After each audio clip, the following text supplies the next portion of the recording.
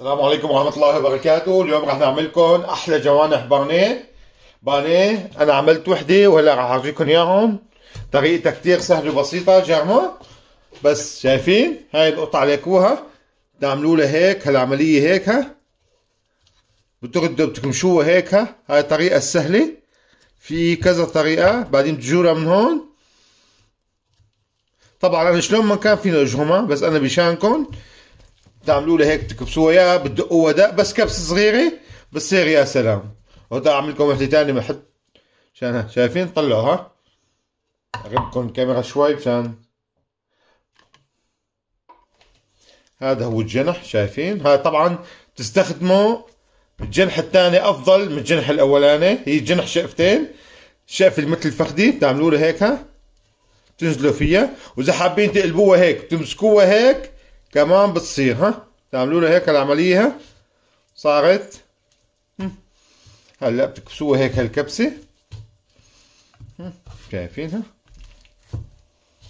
تحطوا واحد اخواتها. بدنا نعمل لكم وحده طريقه تشفي، يعني هاي مكسوره ما بدي ارجيكم اياها، هي مكسوره. نعمل لها هيك بالسكين. شايفين طريقتها كتير سهله وبسيطه.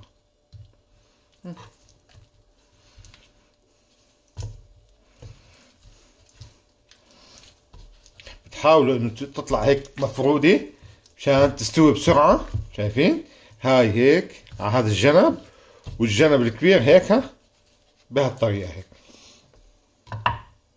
هلا خلص الجرم. شايفين جرمناه طلع عندي جنحين مكسورين. شايف شت الكبير وظلت بس الشقف الصغيرة كمان بيمشي الحال.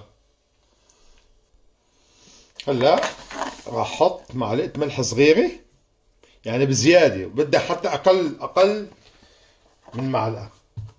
وراح احط نص معلقة فلفل ابيض،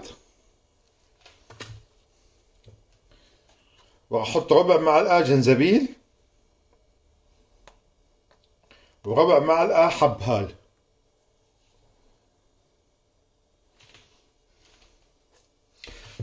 بدي اقول لكم شغلة، اهم شغلة تحطوا فلفل ابيض او اسود بصير، بس الابيض احسن للدجاج، والباقي كله منكهات. الهال اذا عندكم جوز الطيب حطوا لكم هيك ربع معلقه. زنجبيل، اي شيء يعني. هاي البهارات واي شيء بصير يعني. بس اهم شغله مثل ما قلت لكم الفلفل الابيض بالنسبه للبهارات. واحط شويه خل صغيره، ما راح كتر.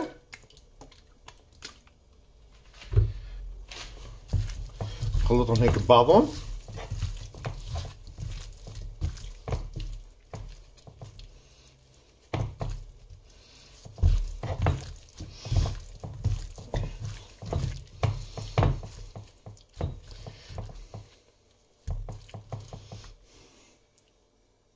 ولا شو راح نحط؟ راح نحط شوية حليب، شوي يعني. دول بدهم ربع كاسة بس، ربع كاس شاي يعني صغيرة. وراح نحط بيضة.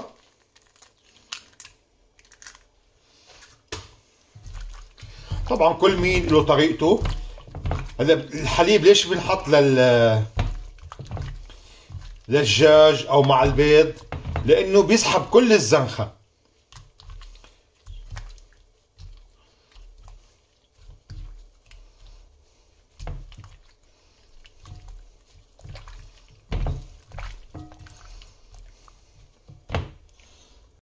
هلا هون حطيت شوية طحين انا، دقيق يعني. راح احط فوقهم معلقة نشا،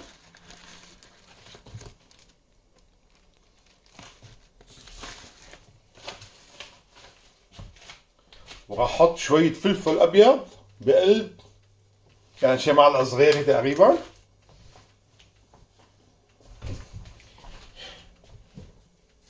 هلا انا بنظري انه الفلفل الابيض كافي، والباقي كله منكهات مثل الهال، جوز الطيب، كله منكهات. وانا حطيت هيك يعني هال وجوز الطيب، وحطيت جنزبيل، مثل ما قلت لكم هاي كلها منكهات. هلا رح نخلطهم هيك عشان يتجانسوا مع بعضهم. احنا شايفين هلا هاي احنا فردناها هيك، شايف بتحطوها هيك طبعا، ها حاولوا تفردوها مظبوط.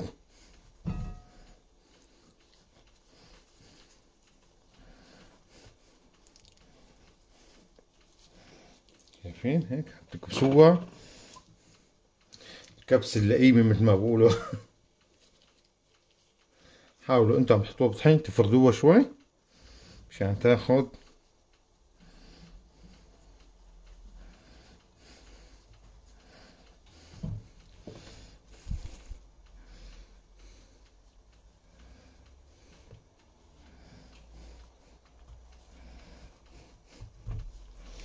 طبعا انا ما راح اسويهم كلهم على الفيديو مشان ما يطول الفيديو.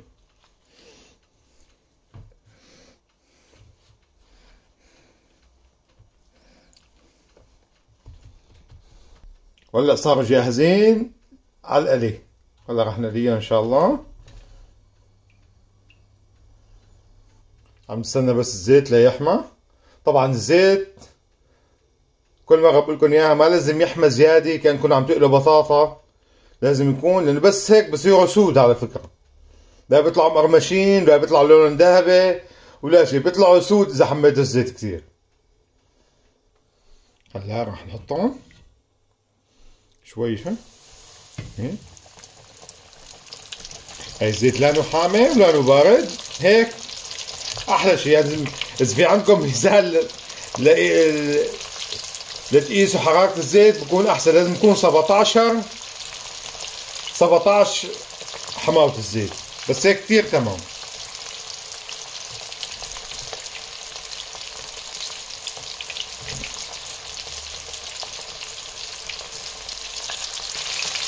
هلا صاروا جاهزين، شايفين ما شاء الله. هلا هذا اللون واستووا، هلا صاروا يا سلام. هلا الافضل نحطهم هلا مناديل مطبخ ينزل منهم هالزيت افضل، هاي نصيحة مني. بدكم تاكلوه هيك فورا ما بيأثر كمان. صحتين وهنا، هاي احلى جوانح بانيه. صحتين وهنا. اذا عجبكم الفيديو ادعمونا بلايك وشاركوا بقناتنا واعملوا شير بين اصدقائكم عشان تشوفوا كيف تنعمل الجوانح البانيه على اصولها وبطريقة كتير سهلة وبسيطة. طبعا كل مين له طريقته وهاي طريقتي، وبتمنى انه تعجبكم، انه كتير طريقة سهلة. انا حاولت انه ما صعب عليكم.